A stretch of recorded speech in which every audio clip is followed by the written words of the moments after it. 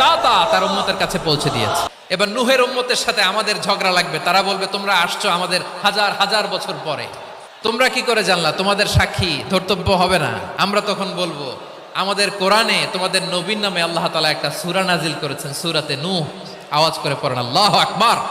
আমরা বলবো আমাদের কোরআনে তোমাদের নবীর কথা আল্লাহ আমাদেরকে জানিয়েছেন, দিন রাত এক করে তোমাদের কাছে তিনি দাওয়াত পৌঁছেছেন। তোমরা কানের মধ্যে হাত দিয়ে রাখতা, চেহারাটা কাপড় দিয়ে ঢেকে রাখতা। আল্লাহর নবী নূহকে পিটিয়ে ছালা দিয়ে পেঁচিয়ে তোমরা পাহাড়ে তুলে রেখে আসতা। সব আমরা জানি। আমরা যখন বলবো এই কথা, নূহের উম্মাত চুপসে যাবে। তখন আমরা সত্য বলেছি কিনা এটা আল্লাহ তাআলা জানতে চাইবে বিশ্বনবীর কাছে। তখন বিশ্বনবী আমাদের পক্ষে সাক্ষী দিবেন। আওয়াজ করে বলেন আল্লাহু আকবার।